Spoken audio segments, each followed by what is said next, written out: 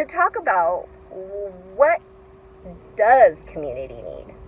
How do we want to reimagine education, for instance? You know, what are the support systems that parents actually need so that they can thrive in their parenting, so on and so forth. And a good example of what, for her, the GPS God positioning satellite took her over there, going through that experience so she could get just frustrated enough and heart-centered enough through her suffering, being able to get to the point that she has an understanding of what it takes.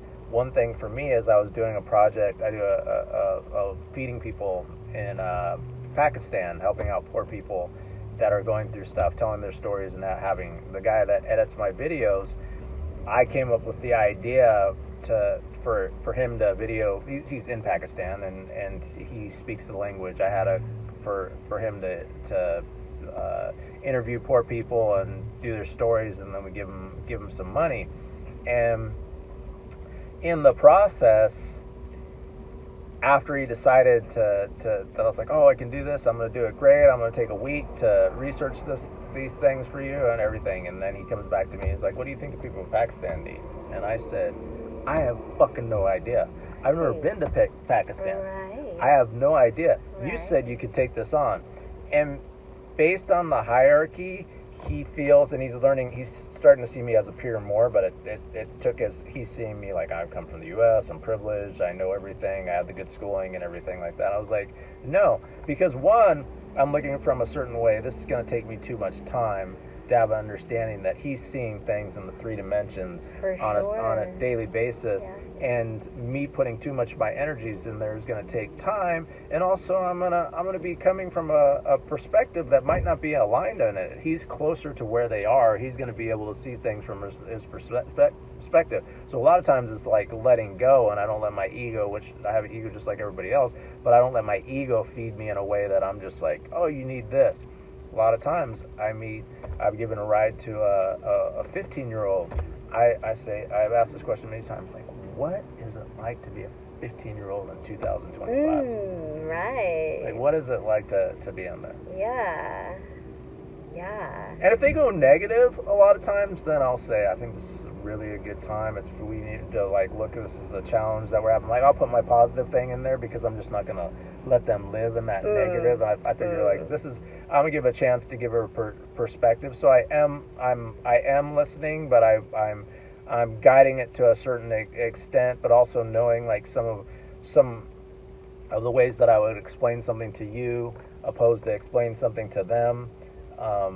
Their GPS hasn't taken them on a lot of different paths, so they might not understand some of the things. Sure. Some of my jokes, but they might not understand because I'm using a friend's reference opposed to. So a lot of times it's a big challenge to be able to be in that place, but they are seeing stuff that I'm just not privy to. My intern at one point, she was talking about how a lot of and I now brought this up too, that she was talking about how a lot of the college age students, when they were in junior high, vapes were new. Right. So they were vaping in class. Right. Because the teacher didn't know it, so a lot of them are addicted. Right. To it. So I have a vision to do, because of a lot of the bad stuff that's going on with of them using our information to put ads to it. I have a lot of information to find the key words that those people are searching for to give classes that are free, and even like discounts or footing the bill on different avenues for certain things that are in a more healthy. So I'm taking a lot of the negative things that are going, well, the more higher something vibrates, there is no positive and negative to a point. So I'm taking a lot of things that people will look at in society as like, oh, I can't believe that exists. Well, it does exist.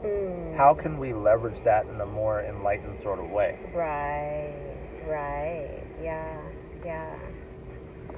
And it's leading me to one of the questions we were pondering to reflect on during today's session around how can heartbreak or maybe something associated with that, you know, experiencing poverty, or, you know, having your house burned down and like losing all of your material things, or like how could these types of circumstances lead us to that path, that route, that detour for that like best, not best, let me rephrase, to that highest timeline that is most matched with what our soul wanted us to accomplish in this incarnation. Because, right, we're not privy to that information for a reason. Because we're meant to take all of these different detours, right, part of the path, to help us. And just thinking about that for myself, you know, in this moment. I did some film projects with some college students who felt that it was their destiny to be in Hollywood, but they weren't willing to humble themselves to dig deep inside to do film projects that would earn them in that situation. So a lot of time when we sit back on our hands and say, oh yeah, it's like I'm going to be the next such and such,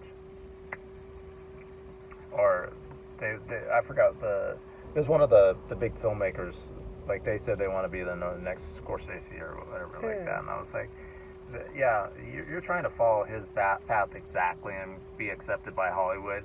If he was 20, because that was around their age at the time, he would be putting so much content on YouTube at that certain point. And I gotta beg you guys sometimes to film when I don't care about putting film out at all. Like I don't care about it at all. Sure. I care further back. I'm a hippie raised by a military man. If I'm going to talk about something, we're going to manifest that. And if you're going to stop wanting to manifest that, then I'm gone. Because I have many different options. I could work on my own projects. I can find people that want to collaborate and do stuff. I could be at the beach doing nothing.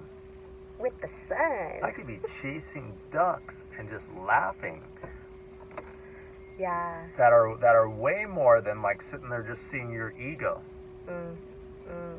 Yeah.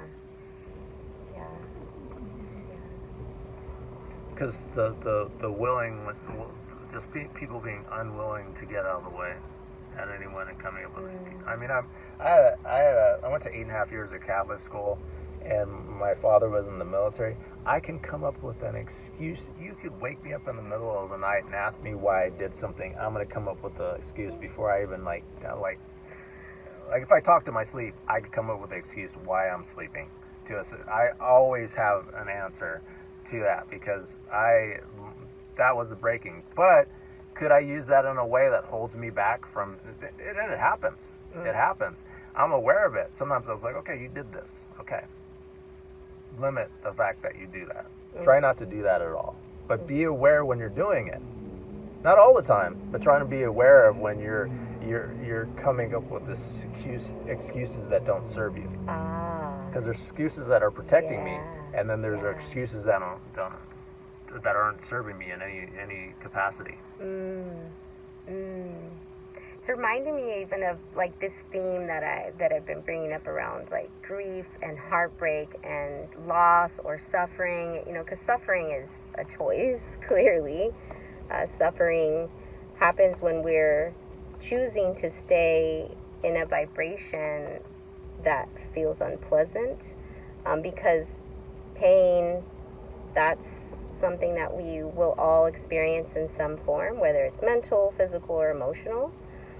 But I'm just thinking about that, you know, how if we choose to stay in heartbreak and not let the momentum of that energy help propel us to shed the skin and move to the next level for ourselves, how we are disservicing ourselves or making excuses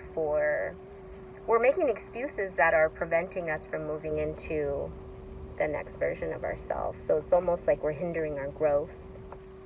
So I'm still single, but there was a time that I would tell a lot of my married friends about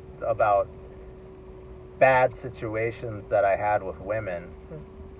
And I would tell them, and a lot of times they really wanted to hear the stories. And in a short time, I was all oh, they like hearing the stories because it makes them feel happy that they're in relationships. So a lot of times, chads, as women call the guys chads, those real douchey type guys, women can create community by talking about those guys. Sure. So that's something that is not service to them, putting in the situation. Yeah, it's fun, they laugh, they have that sisterhood bonding and everything. But why not bond? It's like, oh, my husband is so great. Then why not bond over something like that? Right. One feels better because you're in contrast, you're putting yourself in a very toxic situation, and then being with your sisterhood feels really good. Feel better, but it's based on contrast. Going back to when I used to watch Jerry Springer and then watch the Teletubbies. Teletubbies felt so good by the contrast of watching Jerry Springer, but I'm still taking in that Jerry Springer energy, but also it helped me my Teletubby, oh, the world is perfect, like this movement, it helped me think, oh, the world's perfect in every situation, but it got me in tune. It's like, oh, even though a lot of the Jerry Springer stuff was fake, there's really people that are suffering, that it's real, that stuff's going on with them. Yeah. That's the first time I saw Krisna. She was on Jerry Springer. I'm joking. Just clip that one piece right there. Go check it out. Maybe, you never know. I might have a doppelganger that has appeared on Jerry Springer. Oh yeah, blame it on the doppelganger. Anything else? You know, I want to close with this piece of insight that I've received recently around the ways in which grief, heartbreak, or things that, that feel heavy to us could actually be a source of supporting our growth and evolution.